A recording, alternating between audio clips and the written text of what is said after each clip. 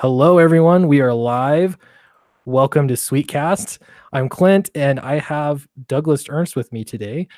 Doug, how are you doing?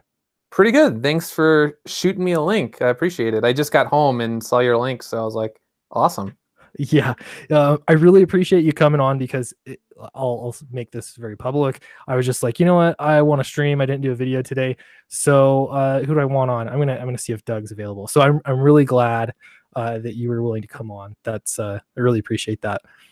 And in the chat so far, we have Llama I'm going to say that wrong. Sorry. Adam AF, and then a new disguise. Welcome, everyone.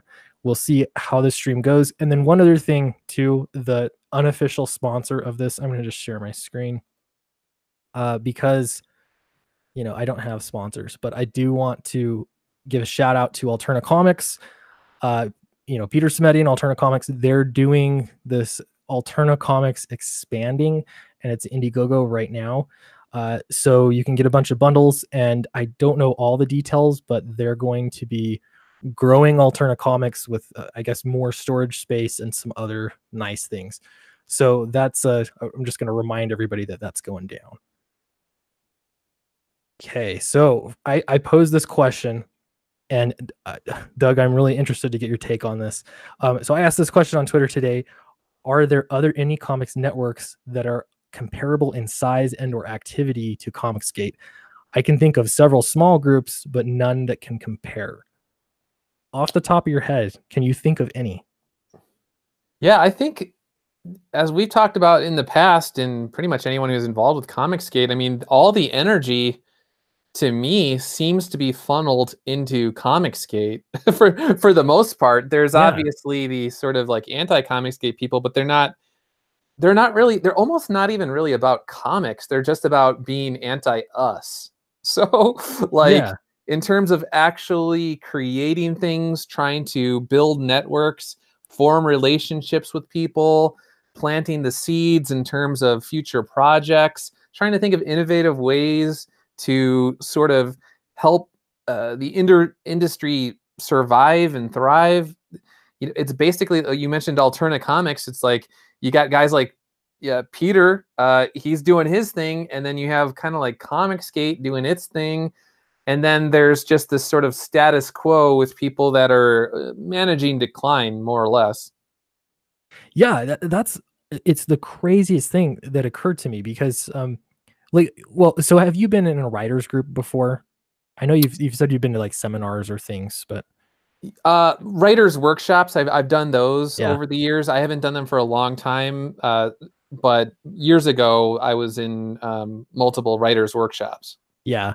Yeah, and those I've been to a workshop. I've been to most of my writing and I guess collaborating with other writers had been through like a writers group, where you just have it was like 8 people, 8 to 10 people that you would send each other stuff weekly or every other week. You'd look at read everybody else's stuff, like their chapter that they wrote, and then you'd come together and give each other constructive criticism, that kind of thing. But for comics, for me personally, I had tried so many times to start a writers group like that for comics specifically. It was really difficult to do it. It was really difficult to find, I guess, like a community just to network for creating comics, even though there were a lot of people out there trying to sell their comics. But yeah, that part was difficult. Um, so I tried to do a little bit of digging and see what I could find. DeviantArt, did you ever spend any time on DeviantArt? I know of DeviantArt. My wife's sister, she's an artist, and I know she's done a bunch of stuff on DeviantArt. So every once in a while, I'll see her artwork. Yeah. So but yeah. So I know of DeviantArt, and there's been a couple people that have randomly contacted me since I started my YouTube channel that were just like, "Hey, if you ever need an artist, like check me out or whatever," and that sort of stuff. So there's been a couple people here and there that have reached out to me Yeah. with their DeviantArt pages. Yeah, so I started DeviantArt. I don't even remember when it was. It was several years ago, but I went on there to meet with artists because like wanting to start a comic collaboration. I'm sure like, the people in the chat, if you've ever gone here, I'm curious. I'll have to jump back to look at the chat. But so yeah, they have the forums here, and I just looked up comic collaboration, and this is the first one. This is hilarious. This is me. Splinter MBA. That's actually mine. I did not plan this. But this was July 13th, 2016. And I was inquiring about a comic book collaboration. This is the most recent thing that's been posted. And there were 2 replies. That's it. DeviantArt, like I like seeing art on there, but for a comics community, it's dead. Absolutely. And I've found groups on there before of artists, but again, the same thing. They were just dead groups. There was nobody was active there. I had seen some cool artwork there, but that was it. Nobody's there helping each other out or doing anything. They're just posting their own art, and that seems like all it was. So yeah, that to me was a huge disappointment. Octal is another one. Not a lot of people have heard about this one, but basically the way that it works, it works in conjunction with a Facebook group. You have to get accepted into it, and I believe it's pretty easy to get in. But basically, in the Facebook group, you go and you can post pages, you can post pitches, anything like that, and people will look at it and give you some feedback, but it's very minimal. You don't really get to know people, except there's the editor of Octal. I believe his name is Mike, if I remember correctly. He would look at your pages and he would give you feedback, but that would be about the extent of all you would get. You wouldn't really get to know people. But basically, they're curating this magazine, I guess, and it's 8-page stories. If you write the 8 pages, they'll look at them and they'll vet them. The best stories make it into their Octal magazine, and then they send this out to publishers. So the idea would be that's how you're gonna, reach out to publishers and have work done and get published. This was, I think, in my experience, the best, and it's not saying much. This was the best kind of community that was out there for comics creators until I discovered Comicsgate, which is far and wide. Like, there's really is something special going on here. Yeah, I mean, the thing with Comicsgate and being on YouTube, in addition to Twitter as well, but on YouTube, you could actually, and many times, literally see the person like yourself right now, and you could see how they articulate themselves over time. You could get an idea, okay, this is a responsible guy. This guy's got his stuff together. He's pretty sharp. If he's a writer, you could see, again, how they are, if they're eloquent when they're speaking. You could see if they're educated. They have a depth and breadth of knowledge on all sorts of subjects. So if you're an artist and you're looking for a writer and you find a YouTuber, you're like, okay, I know this guy is pretty sharp. If I'm maybe I should reach out to him and see if this is someone worth. So I think for artists looking for writers, Comicsgate is great in many ways. And then obviously there's, artists like Ethan Van Sciver and stuff like that are doing their thing. So it's a really great sort of like symbiosis sort of thing that coming together, and like you said, building this sort of network where there's just a personal interaction that's not there if you just see like, a DeviantArt page or something like that. Yeah, you really get to know people, which I guess it can be a two-edged sword sometimes. You get a bunch of people together. But for me, like far and wide, it's been so helpful. Like I've said this before, I haven't had, like, here where I live, I don't actually hang out with anybody that reads comics. Like at the most, they used to read comics at one point in time or something like it. But I feel like I'm on my own, especially creating comics is totally different, or I have felt that way.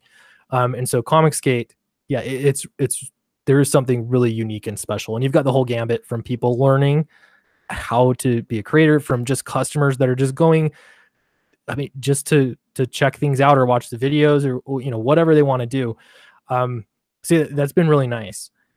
Something that I have been noticing is that there has been more and more people getting pulled into Comicsgate, which I think is good. You want to grow it. It helps a lot of people. I always get this saying wrong, but the tide, a rising tide rate lifts all ships, something like that. So yeah, I really believe that more people that are succeeding and doing well, the better off as a whole the industry will do in the community. So yeah, it's been nice. So yeah, I really wanted to look and see like what other options are there. And it's been kind of disappointing to me, like that there's not more unless I'm really missing something. Yeah, I know like Richard, your boy Zach, and Ethan, they've often spoken of like building an arc for comics or whatever. And I almost feel like Comicsgate, whether people want to admit it or not, it is the arc. It's essentially built. We could continue to add to it or whatever, but in terms of if you're looking for good storytelling and good art, and people that are essentially aiming for the ideal. Maybe they don't always hit the ideal with the finished product, but at least they're aiming for the ideal, as opposed to the existing industry where it's like mediocrity is that's where they're living, you know. So I don't know. I just feel like Comicsgate really is where it's at, and like you said, people are now. It's reached like a tipping point or something in terms of all of the channels continue to grow over the course of months. And you have people that even like my channel, when I had like 15 subscribers, you had these people like, give it up. You're never going to go. No one's going to listen to this or whatever. And it's like all of the serious comic skaters, people that started out with it, as long as they kept plugging away, their channels are doing fine. And obviously Ethan has like over 100,000 now. I think Richard's got 96,000, and just some guy, something like 40,000, Weaponized Nerd Rage, he's got tens of thousands. I will just say like 35,000, who knows. And it's like, yeah, now these people, and then they're covering things like Captain Marvel. Captain Marvel's got the weirdo political stuff in it, and then people are circling back, sort of saying like, oh wait, how did we get here to where Captain Marvel's political? And now they're finding our Comicsgate article, the YouTube videos, and saying like, holy cow, there were these guys that were sounding the alarm for literally like the past few years on YouTube, and everything that they said would come to pass in the movies is now bleeding into the movies. Yeah, I actually had this conversation just yesterday with a friend that not in comics at all, but we were talking about pop culture, and I was like, all the stuff he was actually complaining about the Captain Marvel movie. And I was like, there's actually this thing called Comicsgate, and a lot of people, because all this kind of stuff has happened in comics already. So it's almost like we're seeing the future of what's going down. So yeah, it'll be really interesting to see how it evolves, but I imagine that there's going to be more customer reaction like there is in Comicsgate, but on a broader scale with films or television or whatever it might be. I would not surprise me at all. I'm just going to look at the chat here. Simon says, I'm looking forward to a Douglas Ernst comic. Me too. I am too. They also said that looking forward to Downcast. Me too as well. That's awesome. Tube1 says, what's up, Clint? Just wanted to say I love your videos. Thank you very much. I really appreciate that. But Captain Marvel had a cat in it. A cat. Yeah, that's right. I don't know what's up with the Marvel and cats, but it started in comics. And yeah, they've been doing the cat variants for a while, for sure, because I have one from Superior Spider-Man. That was the only one at the time I was collecting them that had a cat variant. And so I don't know. It's their old trick they're pulling out. Okay, so I wanted to look at another option. Doug, have you met? Oh, I'm gonna forget his name. George Alexopoulos. Have you met him at all or heard about his story? I don't believe so. There's people that randomly will contact me on Twitter, so usually I just kind of know people by their avatar a lot of the times. But the name, I'm not sure. No worries. I totally put you on the spot there. But George, I've had him on the show a few times. I like totally know his name too. I don't know why I forgot it, but I've had him on my stream probably 3 times now.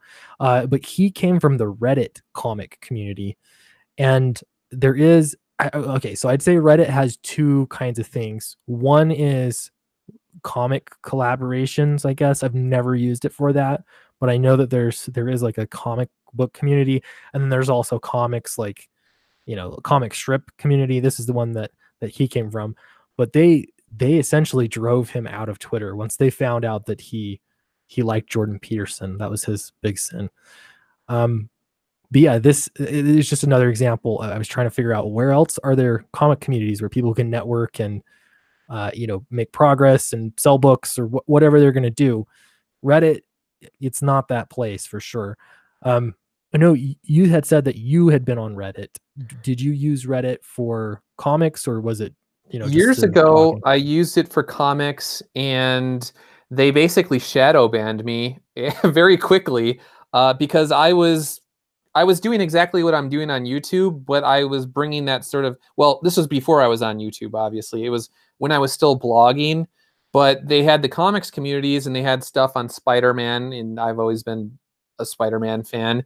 Yeah. And I would essentially give my feedback on that, and all of a sudden my comments would be deleted, and then suddenly I was shadow banned. So then it was like, okay, well, I guess my critiques are not welcome on Reddit, so I'm not going to waste any more time here.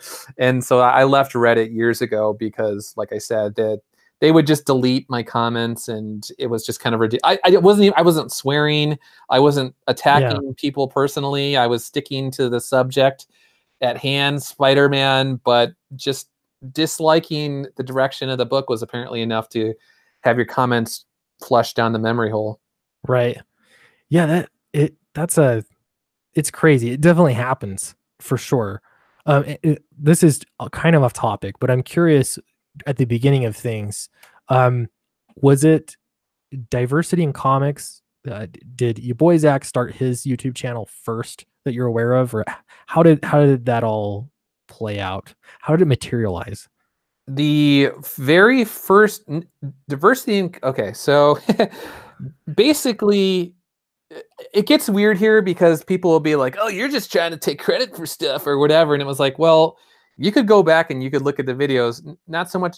There was Captain Cummings, Englentine from I Love Comics, diversity, and then myself and Captain Frugal. And we were doing videos. Captain Cummings randomly found me. Then he recommended my channel to a bunch of people. They all started coming over, and this is when I had like 700 subscribers. And then we started talking on Twitter. Richard was on Twitter as well, and Captain Cummings, Phil, suggested that Richard start a YouTube channel. So Captain Cummings literally helped Richard start his YouTube channel. And Richard verifies this in like one of his, I think it was the last video he did. I mean, he does multiple videos a day, but it was within the past couple of days. He was reminiscing on the time when it was me, Englentine, and Captain Cummings. We were in a DM group, and every day we would coordinate with each other, and we'd say, okay, what are you talking about? This is what I'm going to talk about. Okay, are you going to say this? Okay, I don't want to step on your toes. I won't repeat you. I'll have a different angle than you. And so there was a period of 5 or 6 months where it was just the four of us in a DM group kind of plotting out what we wanted to talk about every single day. But yeah, Richard's channel was basically, he was helped out immensely by Captain Cummings early on. Wow. It's so cool, and I'm grateful that you guys did that, because like I don't know that I would have. Well, so I remember when I came in, totally off topic, so sorry, chat. Participate. I'd be curious what your points of view are. But yeah, for me, like I watched. I mean, it wasn't that long ago. It didn't feel like that long ago. A year and a half, maybe. I discovered diversity in comics, and I was just watching his videos, and he had not very many subscribers. And you could tell it was a new YouTube channel. Like, you could look at my early ones, you know what I mean? Like, you don't feel as comfortable, I guess, speaking. But yeah, I remember watching it, and I was like, oh, that's cool. This is a thing, because I've always been just politically, on this side of the culture war, so to speak. And so it was cool to see, oh, hey, comics, this is something I had noticed, but I felt so alone in it that I just really was picky with which comics I would buy.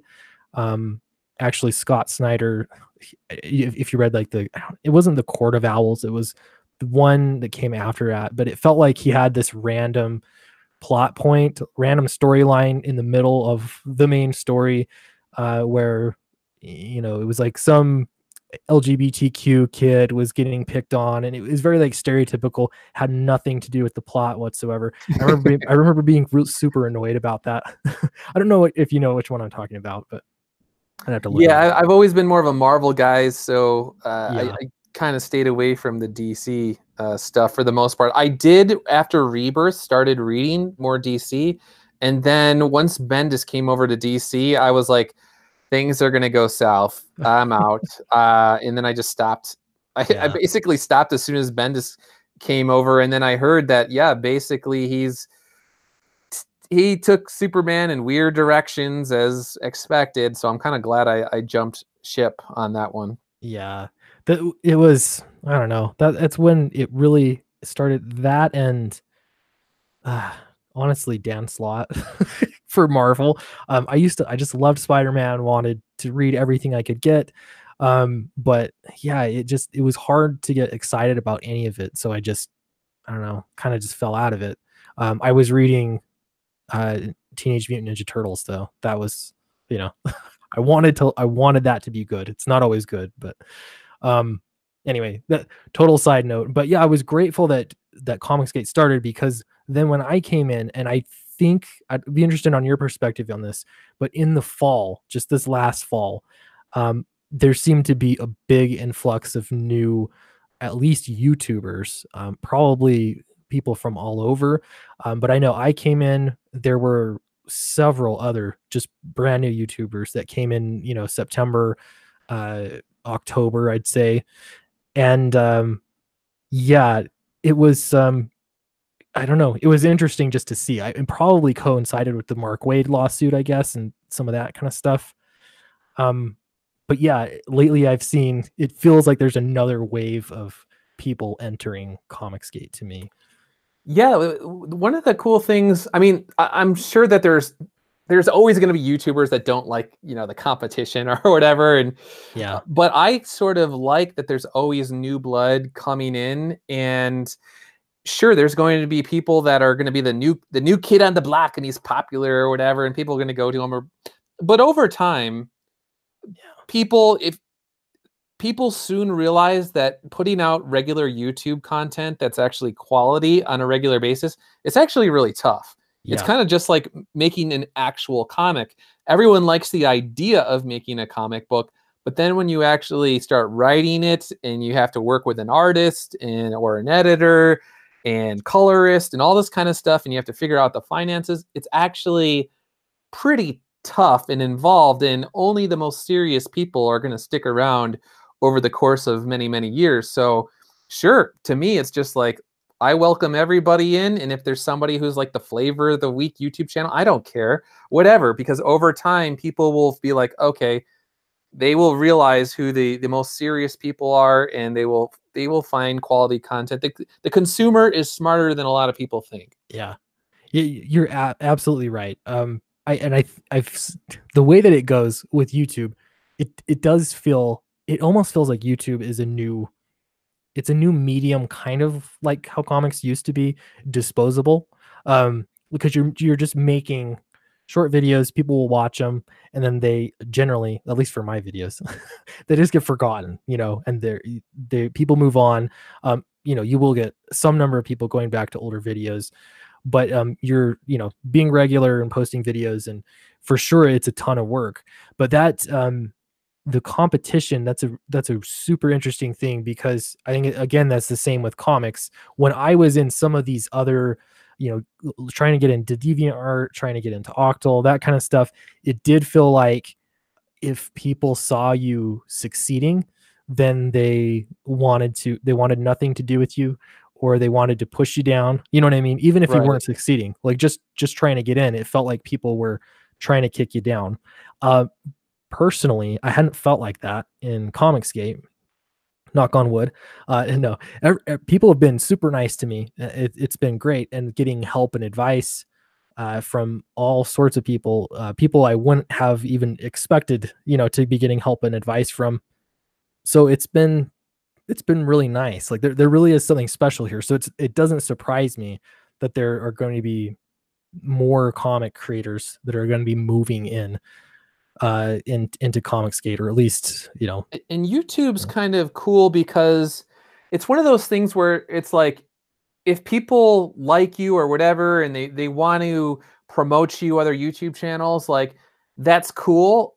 But if they don't particularly like you and they just kind of leave you to your own devices and you're just doing your own work, if you do solid work, you literally don't need help from anybody else. So it's like, yeah, unless there's people actively trying to hurt your channel, like as long as you're doing good work, you're going to be fine in the yeah, long run. The one thing that I don't like, and this has nothing to do with other YouTubers, it's, you mentioned early on with Comicsgate, Richard and myself and Captain Cummings, when we were, it was right before what was called like the adpocalypse, and Richard was doing his thing where he was basically putting out like 5 videos a day, yeah, and then Captain Cummings was putting out like, we'll just say like 4 videos a week, and then I was doing like 2 videos a week or whatever. uh, But at the time, their algorithm was in a way where he was just getting new subscribers hand over fist, and he was playing right into the algorithm. And then even for someone like me, I was only doing like 1 or 2 videos a week, but every time I did a video, I was getting, we'll just say like 25, 50, 60, 70 subscribers at a pop. And wow, then the adpocalypse hit and it just cratered.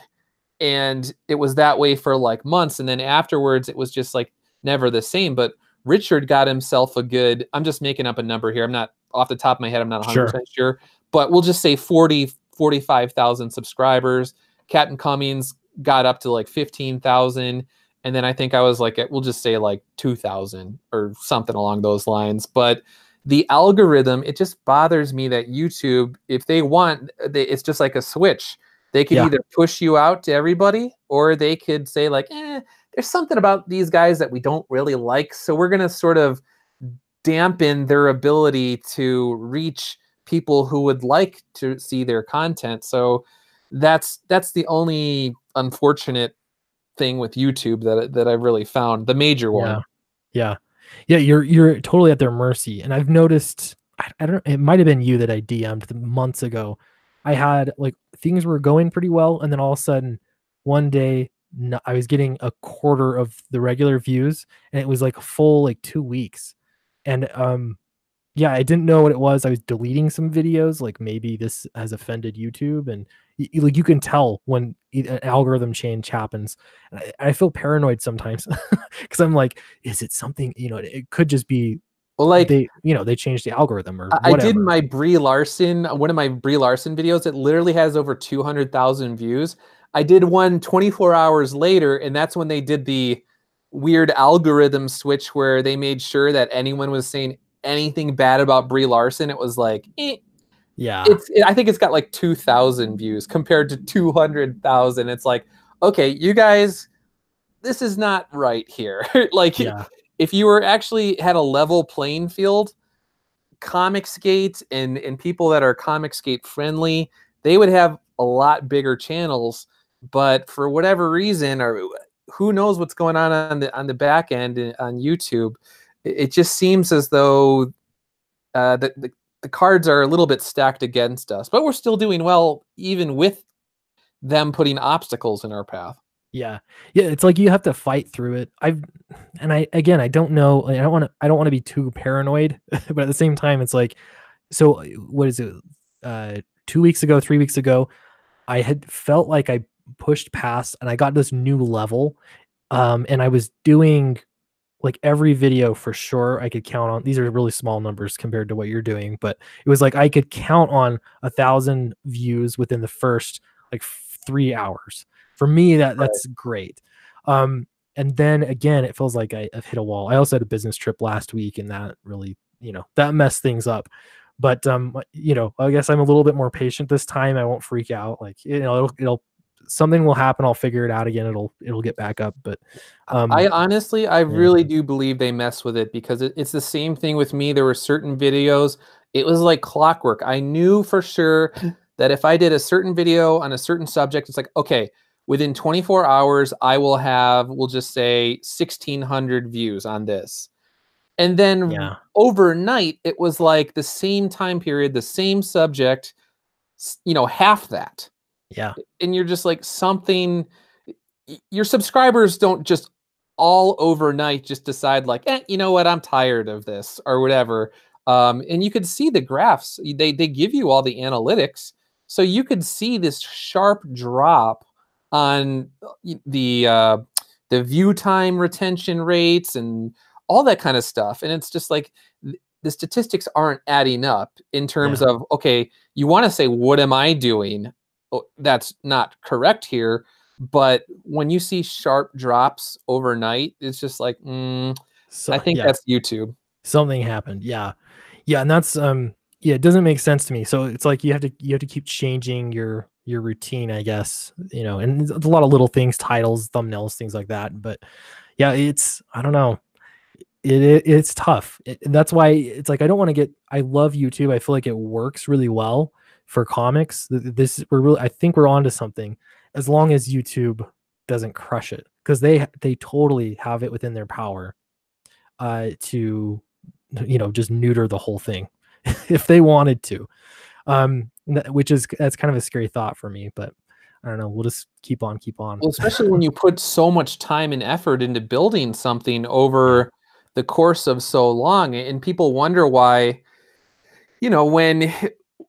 when things go wrong and they're like, you're just getting conspiratorial or whatever. And it's like, okay, well, I'm seeing the analytics and I've literally put years of work, hours and hours and hours of my free time into building something. And the idea that someone with an axe to grind on the back end of YouTube's, some mid-level, whatever moderator person could just like, hey, you know what? I don't like this guy. And just snap their yeah, fingers and cut your traffic in half or three quarters. Like, it's very frustrating.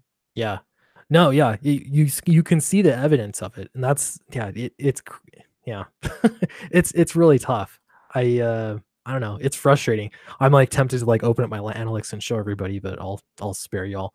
Um, yeah. So it's been, I don't know. It's been a good thing. I do think, yeah. Again, it's just attracting more people. So I was looking for other options. Have you heard of this?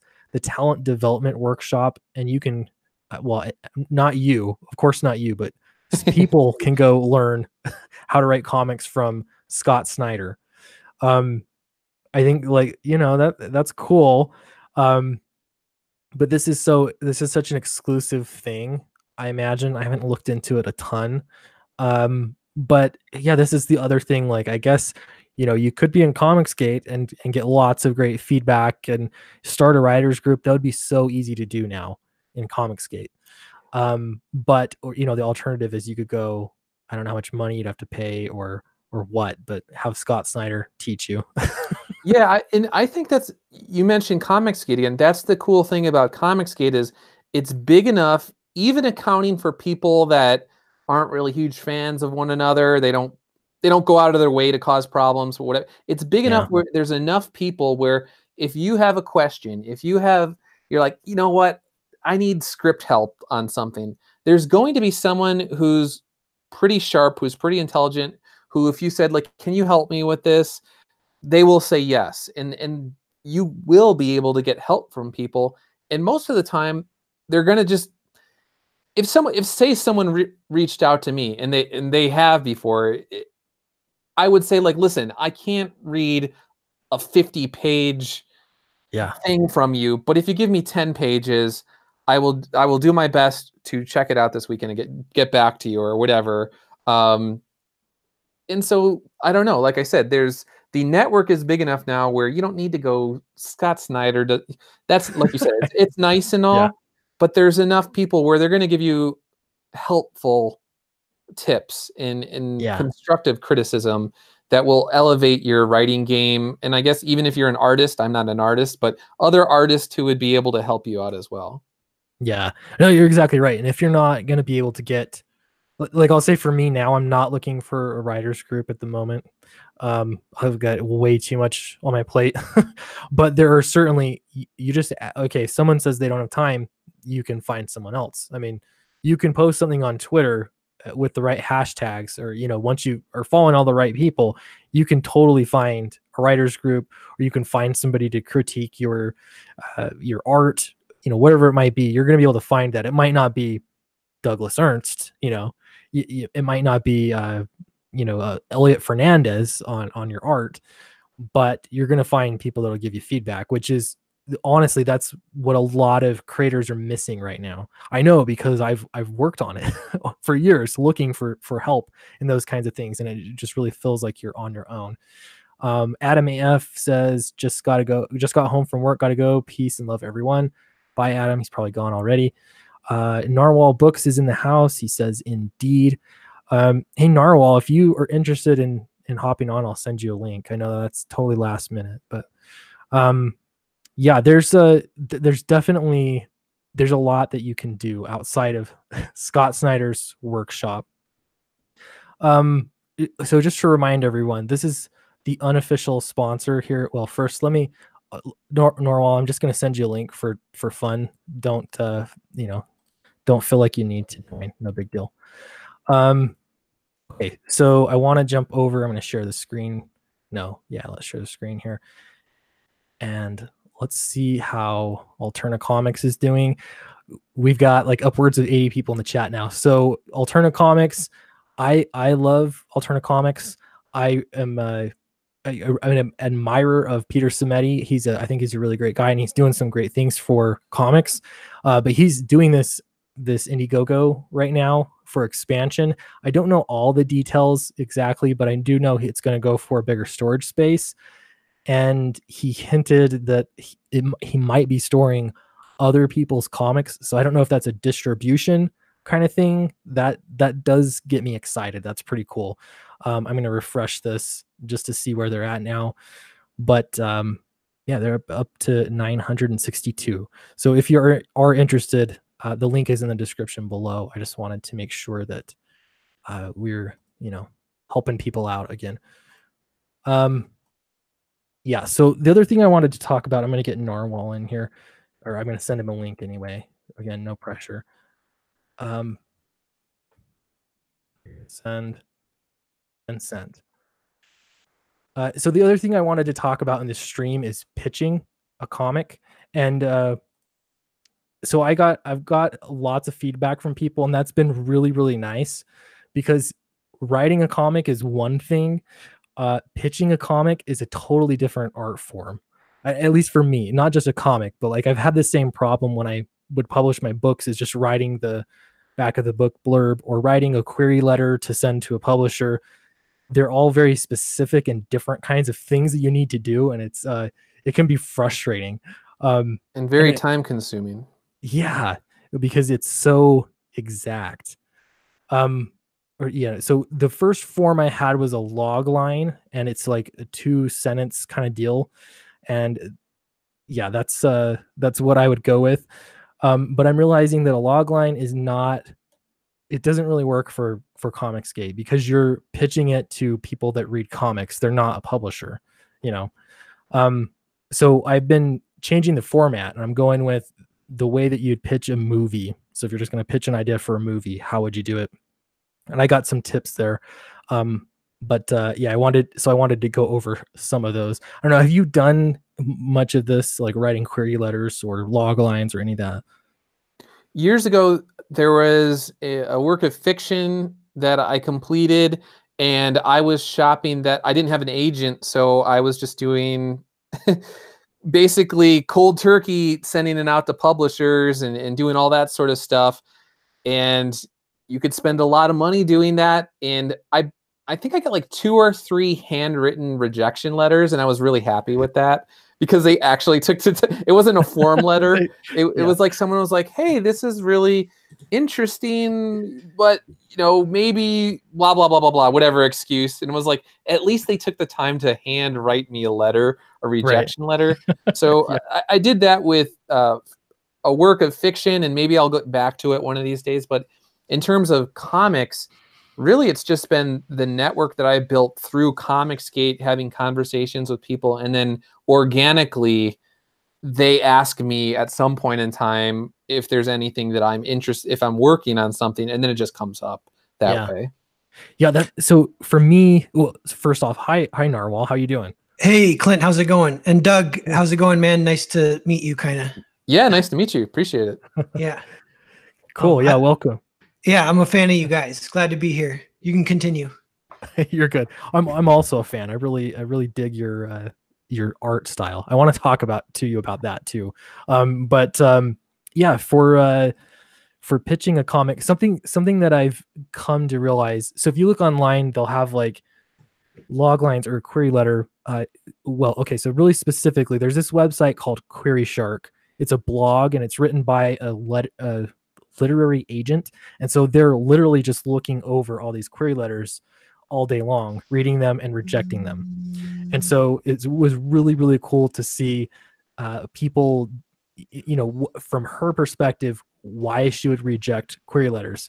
The problem, though, is that it's from an agent's point of view, and so I feel like it becomes so much about wordsmithing and less about making the project sound cool. Anyway, that's how I've looked at it, I guess. So it's been really nice with Comicsgate because people are like, that's too, it doesn't sound. So yeah, I've been trying to work on making it just sound cool and have that be the first and foremost thing, making it simple, sound like an interesting book. And, who cares about the format? Because nobody, they don't care how many sentences you used exactly, as long as it doesn't sound too wordy. Are you talking about pitching Downcast? Yeah, that's specifically what I'm working on for sure, but in general too, I guess. So, but you've done quite a bit of that, Narwhal. I mean, you've already been pitching. What's your perspective on that? Kind of what I've seen, like the pattern, the thing that seems to be the most successful is like a single iconic character that inspires fan art. So like my book Earthbound actually doesn't have that as good. Like Spaceman's kind of iconic. I might try and push that more. And I don't know if Downcast, like people like to connect to characters like Brutus, obviously, Cyberfrog, Red Rooster. You can kind of go down the line. A lot of the successful ones have like a single iconic character. Yeah, that's a really good observation. I hadn't thought of that. But that's, yeah, and a lot of it, I guess, comes down to character design too. Yeah, I like that point. I will show, like, I've got I have two main characters, and I don't know if that's also a problem. But I have the one that's more prominent, I guess. But she's just, I don't know, like, yeah, thinking back to like character design stuff, there's definitely like a real artist could figure that stuff out and make them look really iconic. But yeah, if not, like the writing will do it over the course of like a couple issues, and like, I don't know, you can like leak to a couple people for pre-reviews, kind of to get some what's it called, some energy going. Yeah, That's yeah, like one idea. Yeah, I'm just looking at the chat here real quick. Brian, the Observer, not enough hours in the day. Hell, Sweetcast. I gotta tell everybody, I'm still not speaking of YouTube, still not monetized, even though I've long since, it's been 3 months since I've met all their requirements and exceeded them, but I'm still not monetized for some reason. So if you do want to have want to make sure I read your comment, just put it at Sweetcast, and that way I'll pull you out. Edwin Boyette is here. Aloha. It's great to see you here. Comics Villain, Snowtep. Awesome. A lot of my favorite people. This is great. And Retrographic Books. Don't want to leave you out either. Okay, so I'm gonna read you guys, if you'll humor me. I'm gonna read you a pitch. This is a really short. This is the written pitch, I would say. Let me get it. Oh, I'm gonna have to pull up my campaign, I think. I want to make sure I'm not sharing my screen. Sorry, I gotta find it. I wasn't super prepared. Here we go. Okay, tell me what you think about this. This is what it would say on the Indiegogo campaign. And feel free to give me feedback, everyone, including chat. So it says, Joanne and her brother Jax are on the run from a corrupt government when the power to control gravity falls into their hands. With their father held captive and sentenced to death, can they use this legendary and incredibly powerful weapon to save him before it's too late? That sounds really good to me. What do you I think think, Doug? as long as you're succinct and to the point, and people could, it's not muddled or whatever. To me, that would be perfectly fine for a pitch, and I'd be like, okay, I could wrap my mind around that. That's cool. And then as long, obviously, you have the artwork to go with it. Okay, compare it. Cool. All right, I'll look more into this or whatever. But Sure. sometimes people go on weird rambly things, and it's like they haven't even really thought out their own ideas Right. or something like that, and you're like, okay. For me, so I had a different version. I've written, this is like the 5th version actually. And the first ones I know were terrible, and then I started showing one off, and I changed that one again, and it was still not great. But for me, like, it's like I want to share like these details, or I always have this person in the back of my head saying, but why? But why? And so I want to try and answer all these whys, when it's like you don't need to. You just give them the meat. Yeah, some of that you can leave out. That's a good pitch, because it explained the goal and the stakes. Because sometimes people forget the stakes, but the stakes is like what's going to happen if they don't reach their goal. And I think it's like their dad will die, I think. Yeah, as long as you've asked all those why questions, and if somebody comes to you and they ask you why, and you haven't, as long as you have an answer for that person, that's fine. Yeah. But you've, at least on a cursory level, given them everything that they need, and if they want to dig deeper themselves, then they could do that, or approach you, and you're prepared, and you know how to answer. Right. Yeah. No, yeah, I totally right. And it's the worst thing when like I'll promote several books on my channel, and I know for a lot of people it'll be even like the first time they've come on a live stream, or it's not something that you spend a lot of time practicing, because for me anyway, you're spending more time writing, working on that craft, or doing art, or whatever. But it is, yeah, totally right. It is important to practice that stuff ahead of time. So I'm like, I need to make sure I have this down before I launch, because I don't want to make a fool of myself. Yeah, it's good to have it smooth. If you get on with Ethan, that's kind of the Tonight Show of Comicsgate, so you want to have it ready. I do have one question. If this is totally off base, we could cover it off. Now, about your title, I know that you were sort of, for a long time, you're thinking about that. For me personally, for my book, the original title, when I talked to the artist about it, it was initially Exorcist 79, The Blackfire Suicides. That was like the just draft title. And he was like, well, suicide's kind of like like subconsciously people are just like, it's like a downer basically, or whatever. Yeah. And so even if it kind of reflects whatever, that the subject matter is, do you ever think of like something like Downcast about a subconscious, like almost thing where it's just like a deflation sort of feeling in someone that might make them not, I know that sounds weird, but like I literally, I was like, yeah, that makes sense. And now I have a different title for my book or whatever. But like I said, the artist was like, I don't know, like suicide in a title is usually like a weird thing. It obviously sets a tone, but it's a very and I was like, yeah, you do have a point about that. So. Titles for sure said it. I'm thinking suicide. You have Suicide Squad. I guess that's the first thing that comes to mind. There are probably others, but you're right. It does color your perception of what is going to be in that story. And for me, I was like, I focused a lot on the feelings. Like, with that title, I had my audience help pick that out, and we all voted on it and stuff. This was earlier in my channel's growth, but I looked at them, and it had. I think it works. I'm pretty happy with it, but it's certainly better than my first title. My first title was terrible. You know what I like about it? That it links up with your channel, so it's Downcast and Sweetcast. It sticks in your brain for that reason. Yeah, that was a happy accident. Well, no, I mean, my viewers probably saw that. Somebody pointed that out to me. I didn't realize it until like a month into it. But yeah, they're like Downcast because Sweetcast, like, and somebody was even talking like, oh, that's a really smart marketing idea because they associate the project with you.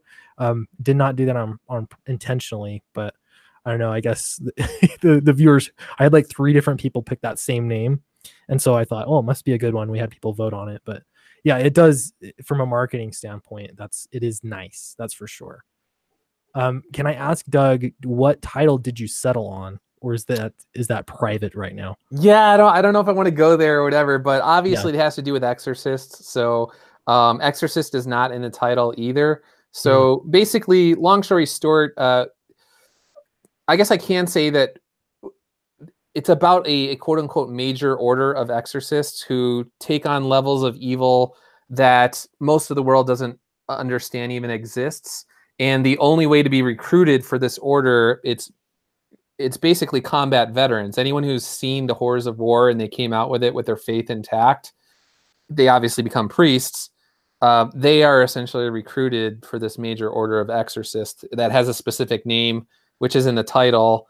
And then the demon, the mystery that is involved in this particular story is it's like the title of the major order : and then stuff dealing with the demon that's behind all of this mystery or whatever. So that's a long and short of it. cool. Sounds badass. Yeah, it does. It does sound cool. I am excited about that because the I don't know, exorcism stuff is fascinating to me. Is it would you say it's like a thriller, or like are there like scary undertones, or like what's kind of the feel? Yeah, I was talking to the artist about it the other day, and basically kind of starts out like a mystery, and then it gets into like horror-ish, like it's like a little bit of horror, and then at the end there's action towards the end. So I don't know, it's Nice. sort of like an amalgamation of those sort of three genres. And so I was talking to my wife about it today, and I was like, I could see people saying like it's boring if they don't want to get to the action at the end. It's like, oh, I don't want to say like almost like a slow burn or something. But to me, this is, and I'm glad I'm speaking with a writer here, I wanted to put the writing front and center. I wanted to make that a key goal of a Comicsgate book. My feeling is that on the current Comicsgate crop of books, the art is prominent, and that is what it's all about. And the writing is almost secondary. People might not agree with that. That's fine. But I wanted to have a book where at the end of the day, people are like, oh, wow, the story and the characterization and the writing here is uber solid, but then the art is awesome as well. And so it's not, like I was saying to my wife, I was like, it's not gonna be like a super action adventure sort of some guy with like a little, like it's like a Van Helsing sort of thing with weird rosaries that are whips or something strange like that. I don't even know what it's like. That's not what it's about. It's so I don't know. We'll see how it goes, but I wanted, like I said, to really focus on the writing and to make sure that the writing was solid. I mean, I like that. It's just stretching what Comicsgate can accomplish in different directions. You know, I think that's a lofty, it's a good goal. And it's the same with me, especially like because I'm a writer, I'm taking a different approach because more of my books have been, more my writing rather has been more slow burn, I guess. Not, not entirely, but this one I'm trying to be more action heavy. So for me, it is definitely it's a stretch for me. Well, like I watch some of the reviews of whether it's Graveyard Shift and Jawbreakers, and obviously you could see that Cyberfrog's got solid art. We'll see what what the writing's like, obviously, but everyone's always like, yeah, the John Malin's art, great in this, and Ethan's art, blah blah blah, and Jawbreakers. How do I say it? It's I want to have a book where someone, I think I told you this last time, where like a Charles Soule or someone will secretly read the book and he'll be like, nuts, Comicsgate has a real writer. Or, like something where someone from Comicsgate could put it on anyone's desk at Marvel or DC and be like, criticize this, criticize the writing in this, criticize that. You can't, it's solid or whatever. And just an all-around solid book. I know obviously everyone has that goal, so they'd be like, yeah, duh, Doug, or whatever. But again, this is my bias. I feel as though a lot of times sometimes the artists, they don't appreciate the writers. So I don't know, that's my writer bias coming out. But Sure. Yeah, it can be a precarious relationship between writers and artists for sure. I have like well, let's see here, like Ghost of Henry. This made me laugh. It says, Sweetcast, don't say it's unintentional, say it's on purpose. And you've thought of it for 10 years. Yeah, I should. So that's the new story, is I planned it out. And then Edwin Boyette, he did say he had a couple things. Read it out loud. He's talking about the pitch. He's actually one that looked at my pitch that I knew I felt something was wrong with it. And yeah, he did a good job of, letting me know to tighten it up. So yeah, I do appreciate that, Edwin. That is really helpful. Yeah. So Narwhal, I'm curious what your feelings are on I don't know, this balance, I guess, of writing and artistry. Yeah, I've been kind of trying to sell Earthbound as writing being one of the selling points, and it is kind of hard because nobody knows till they read it. So I'm kind of trying this little test plan where the first run, with kind of Ethan's help a lot, because I got on his show, I sold like 450 copies, so successfully, I doubled my goal, and then. So I'm going through that process now, but I actually ordered 2,000 copies. So it's a little bit of a risk, but there's going to be a part 2, so I can sell some of them then. But I'm going to do a second offering after the reviews start coming in for this first campaign. So hopefully that can get some groundswell, grassroots kind of positivity about the writing. And I'm trying to plant seeds with that with tweets and stuff. Yeah. And that's a big thing, is that there's, at least for me, so when I'm looking at a new comic series, this is traditionally how it's been for me. First thing you look at the art, well, obviously like the content, the subject and everything. You look at the art. If the art looks good, you'll give it a try. If the writing is good, then you'll follow it, throughout. If it's not, then, you move on, because like for me anyway, I'm really picky with, if I'm spending money on entertainment, man, I'd rather be spending it on something I enjoy. Except sometimes Ninja Turtles. I was talking to my artist the other day, and he was like, a lot of times it's almost like a car. Like the artist is like the outside of the car. It looks beautiful or whatever, but the writer is almost like the engine that makes it go. And you can't have, the car needs obviously the frame, but it also needs the engine. And so that initial artwork that you see, that's what gets you psyched. It's like the Jawbreakers with the gorilla and all the characters that are just flying through the air doing their stuff, and like Brett R. Smith's coloring on it. Like, boom, that's what sold me on Jawbreakers right away. And then whether or not your book in your series is going to have legs, in many ways, it's going to depend on the writing. If your writing is flat, if your writing is boring, then you're going to have a drop off in terms of interest for the book, because there's a difference between just having pretty pictures that are sort of loosely connected. And I'm not saying this is Jawbreakers. I'm just saying bad, we'll just say the worst Image comics of the 90s or something, are just, to me, almost fragmented dreamscapes of beautiful art with just, they're loosely connected by something that is, I guess, called writing. So yeah, and it'll take time for sure to tell. I guess it'll be interesting to see what stories evolve into, like big long epics, and you know what I mean, or just multiple parts and all that kind of stuff. That'll be really interesting to see. Yeah, from the future looking back, if there's like a Cerebus kind of thing, Yeah. Yeah, no, yep, exactly right. Because like, I really think because of the climate in Comicsgate and just the fertile ground for creativity and things, in 10 years from now, I really believe that Comicsgate is going to be remembered as comics history. Whatever, however people view it, or whether they like it or hate it, it's going to have an impact on the future of comics for sure. Yeah, guys like Joe Quesada are literally being kept up in the middle of the night thinking about Comicsgate, tweeting about Ethan Van Sciver and Richard and John Malin and Comicsgate in general. It's like, if Joe Quesada is tweeting at Comicsgate at 3 o'clock in the morning, it's having a difference. They could deny it all they want, but it's definitely having an impact. Yeah. Yeah, for sure. That's the crazy thing is, like, again, I think back of when I started watching diversity in comics at the time. It's like, here's a guy with a comic book open in his lap and he's just talking about it and the camera's all shaky and all that kind of stuff. But that was all it took to get the ball rolling. And like, obviously not just him, people like you, Doug.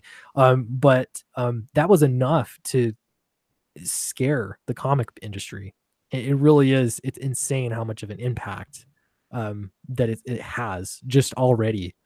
And I guess while I'm yapping here, I'm showing off. This is a print. I wish this is from my friend. He's a friend actually from high school, and I got him. Been wanting to do an art project with him, like a comic or something, but he doesn't do. He does like animation and like big time illustration, and so he makes like comics or chump change to him. But I got him to do this print for me, and it's That's amazing. awesome. Yeah. That's your main character? Yeah. Yep. See, that's cool. Yeah, she's got some iconic elements there. The goggles are cool. Yeah. Yeah. I think he did a good job with it. And again, it wasn't character design. Like he went off of, I actually did the character design like years ago.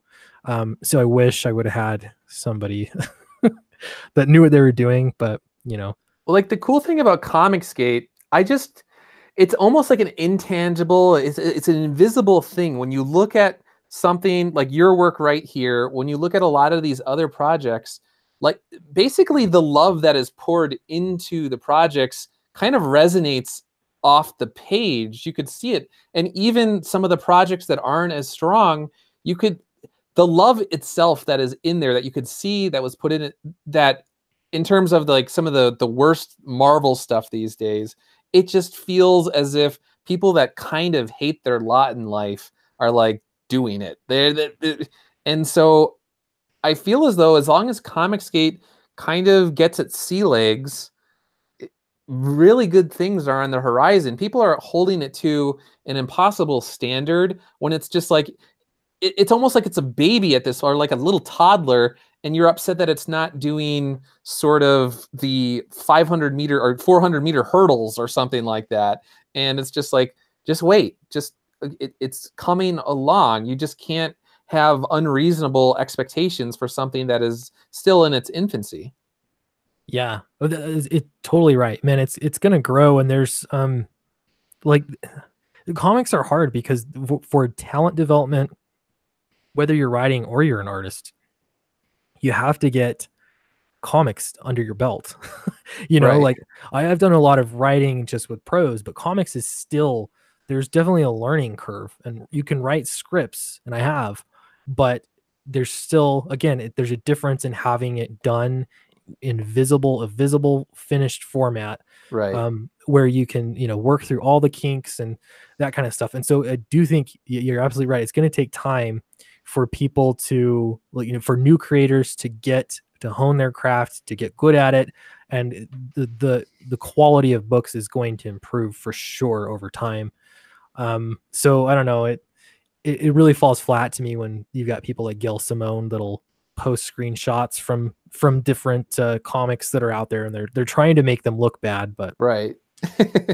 Yes, some comics have a real DIY cool factor. Like The Abductables is live right now. It's like the black and white alien one, and it's some of it's like even just kind of lo-fi, but it's like cool. Like I back that one. I'm like, I want to. The story sounds kind of funny too, and yeah, some of them, there are like some glaring like times where you'll see amateurism, and that's just people learning or whatever. But like lettering's a big one. If the letters are crowding the art or whatever, the art didn't leave room for the letterer, stuff like that.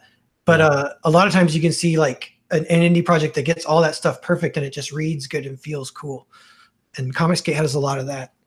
Yeah, exactly right. There's something, it's kind of punk rock, with indie comics too. There's a little bit of the DIY feel, just like you say. It's kind of charming, as long as it's not terrible. There's some bad stuff that happens, but I think there is definitely a lot of good stuff too, and you do see potential in things growing. Brett Cantrell says Sweet Cast is catchy. Soyboard pan boy. All right, this is a topic I don't want to I don't want to talk about a lot. I'll say that. He says sucks having a-holes like Doug TenNapel shaking the ground Comicsgate stands on. I saw some of the live stream stuff. I'm still a little confused, and so I will say just right off the bat, I don't want to comment too much because I don't fully understand what's going on. So I know a lot of people are exercised. So I'd rather learn more and find out exactly what's going on before I put my foot in my mouth, because that's guaranteed to happen. So speaking of the abductables, that reminds me too, I did have the writer, oh gosh, I totally forgot his name. It's Michael Derrick, I think. Michael Derrick. Yeah, he asked me about getting on the stream sometime, and I was like, yeah, let's do it, man. I kind of forgot about it a little bit. I'm going to send him a link too, just in case. This is just growing, but yeah, I just wanted to send him that real quick. So we'll do that.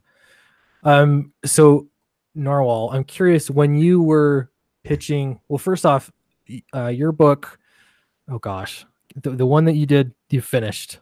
Earthbound is like my campaign. Yeah. Yes, thank you. I'm sorry about that. Oh, no worries. Earthbound, is that your first published comic? You might say second, I guess. So like I'm 32, just to give you guys an idea, but yeah. Oh, nice. I got like my first big real job in comics, kind of through luck, being in the right place at the right time. And the writers had an artist and it had fallen through, so they need to find someone faster. They'd lose their book deal. And it was like a real book. It's called Machete Squad, and it's out now, and you guys can get it. It's like it's got nominated for a couple of awards, and my art on it, I've like been improving. I guess that's how it always works. So I sort of don't like the art in it, but it's okay. It's my style. It's like a little earlier form of my style, and it's a journalist and a medic who served in Afghanistan wrote it together, and it's published through a new imprint. I forget what they're called, but I don't talk to them too much anymore because of Comicsgate, because they don't want to be associated with Comicsgate. But it was a great a great experience, and it was a whole year on that book, and I was a pro artist for that year. But then after that, I was kind of back to get a part-time job at the deli and start working on Earthbound. I'd been working on it, but then within Comicsgate, I was able to launch Earthbound, and I have some backed up projects and some backed up scripts because I've been doing it for a while, but just starting to get it all out there now. That's cool. When you were pitching, so for your own, I guess, yeah, Earthbound, when you were pitching that, what was, I guess, your approach? Or some of I don't know, you have any horror stories or anything like that we could learn from? Yeah, I do have a good story about it. So a year and 6 months ago, maybe not last September, but 2 Septembers ago, so Comicsgate was in its infancy, but it was still kind of a thing. And that was back in the day, Captain Cummings was into it. This is early Comicsgate. And I launched, I don't think Ethan hadn't even joined yet at this point. He still is working for DC, drawing Green Lantern. So I launched the Earthbound campaign then for the first double issue, 48 pages, and barely scraped by. It didn't really pick up. Comicsgate kind of wasn't centralized enough to where there's this movement of backing indie comics. I ended up begging a bunch of my friends and family to back it, and I was able to raise $3,000 and get that out. So I completed that campaign, but it was Comicsgate wasn't really there yet. Then cut to a year later. So I'm just tweeting the whole time, kind of in the community, but I was making a point of drawing a lot of fan art, especially for some of the bigger projects. So I was kind of getting known that way. And one of the fan arts I drew was of Cyberfrog. And so when I launched, it had a little bit of legs on its own, but on the first day, Ethan saw my Cyberfrog fan art and had me on Comicsgate Live, and that was kind of off to the races. And it's a little bit surreal because at that point too, I wasn't ready for that. It felt like my own self-esteem couldn't handle it, so I felt imposter syndrome or whatever. But yeah, it goes up $1,000 in 1 hour, and you're just whoa, that's crazy. I make $10 an hour at the deli, so that's 100 hours at the deli. Yeah. That's cool. And then but it's feast and famine, I guess, too. I mean, I've heard I've heard Zach talk about this. There's an adjustment for sure, but I mean, when you got a job, like I have a full-time job, I have a career, so it's just like extra work.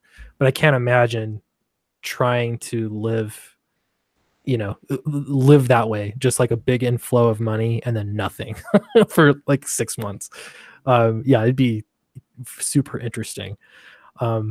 That's cool though. Like it's cool hearing the stories. You do have a good idea doing fan art for people in Comicsgate. That really does get you noticed as an artist for sure. I could do it as a writer, but it'd get me noticed for the wrong reasons. Yeah, like fanfic, make them have sex. It would, yeah, it would be pretty bad. I've shown like some of the art I've done on here before for kicks, and yeah, it's always fun to see what people think. Red Rooster and Cyberfrog's first date together. Will they make out? Oh gosh, shipping, right? Yeah. Eric Weathers is in the chat. He's my letterer, and he is a good letterer. He's been working a lot. I'm curious. I don't know if Eric is still in there, but I'm wondering, Eric, are you still looking for more lettering work, or do you have way more than you can handle? Let me know if you're still looking, because I've had a few people talk about lettering, and or I've seen a couple projects that I actually like how things look. I can read some of it, but the lettering, it really is off-putting. And so I'm like, you got to find a different letterer that knows what they're doing. And so I wanted to refer Eric. Always looking for more work, my friend. Okay, then Eric, I'm going to be referring you more. So yeah, Eric knows what he's doing, so that's important for sure. Hey, so, Clint, yeah. Quick shout out to Samurai and Dinosaurs. That's another good campaign that's going on right now. Just want to throw that out there. Yeah, maybe we should, while I'm yapping, let's take a look over and see what's going on. I'm gonna not look at chat for a minute, so sorry guys. We were looking at the Alterna Comics one here, and then the Abductables was another one, and then Samurai and Dinosaur. Now, Samurai and Dinosaur, maybe I'm gonna just jump to. That's Mike Murphy. He's a Portlander, good guy. I live in Portland, so. Yeah, I've had Mike on my stream a few times, 2 or 3 times, and yeah, I had some really great conversations with him. He's been really great to talk to, and he's been one of the guys that's got blowback just for associating with Comicsgate. It's crazy. He's got stories, yeah, because it's like that in Portland. He was kind of in the Portland comics scene, in the Portland comics mafia, and he told me he'd often just keep his mouth shut, at dinner parties even, or at conventions after getting drinks with people whose just lips are sealed, kind of. It's so wild because there's no way to live. Yeah, like you want to be able to, I mean, disagree with the people. That's like that's okay. That happens. Like have different political opinions. That's cool. But to like be like, you can't be my friend, or you can't, just for showing the most mild of you're in the Comicsgate closet or something like that. Yeah, it's so strange. So his wife retweeted something I said, and it was like, it wasn't like, the people that follow me on Twitter, like generally speaking, I'm not saying anything that's incendiary, or I try not to, sometimes I step into it, but it's not on purpose.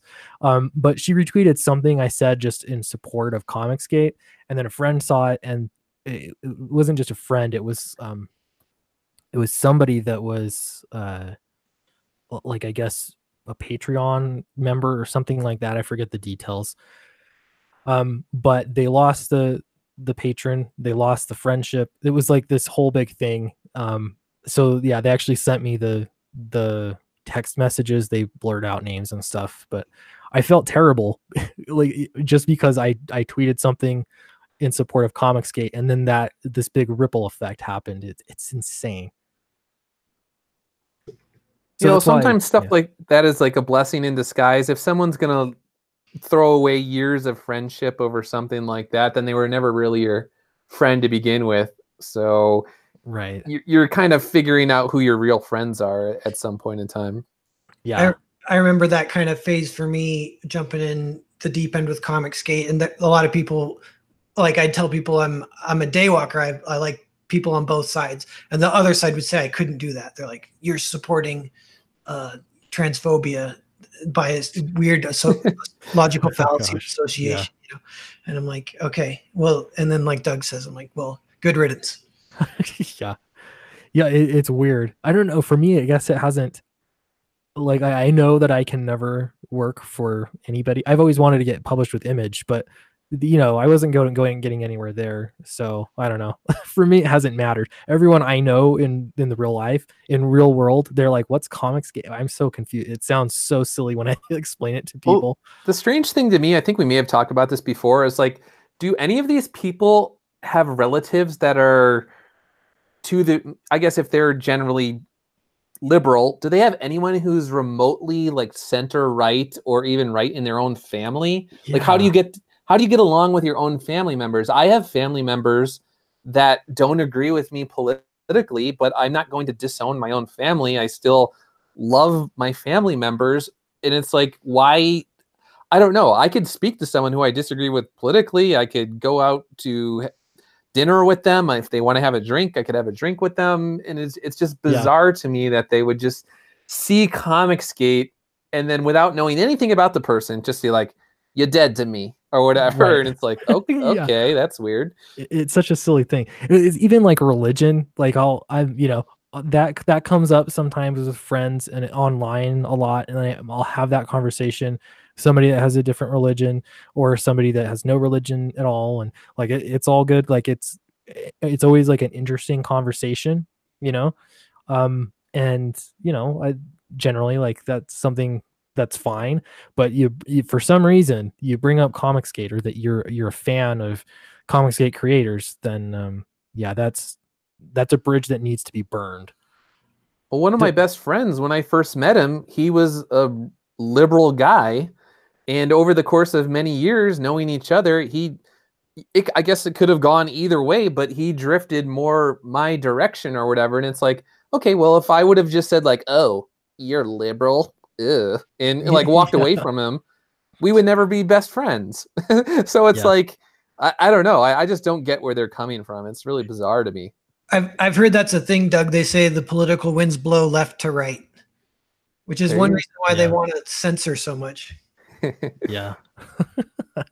It's it for sure that happens over time. I've always been like kind of conservative. When I was in college, they had me, I don't know, like I was trying to find things that I agreed with, I guess, but I still had a hard time. I remember like with gun control. I don't know where you guys stand on guns, but I'm like in college, I was like, yeah, you know what? Maybe there's no need for guns. And then it only took like a year out of college, in the real world and talking with some people, and I totally flipped my opinion. I'm like Second Amendment all the way. So but it happens all the time for sure, and in more extreme circumstances.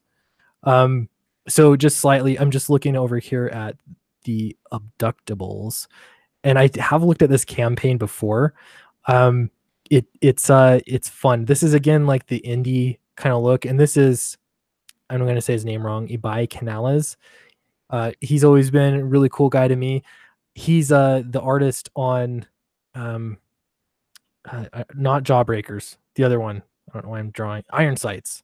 Yeah, Iron Sights. I was drawing a blank too for some reason. Yeah, Iron Sights. It feels like forever ago since that came out, but so it's been kind of interesting to see just the progression. And even Zach said this, that he's been progressing like over the course of Iron Sights. He progressed with his art a lot. And so this again, it's like the rock and roll vibe, total indie comics look, and I like that.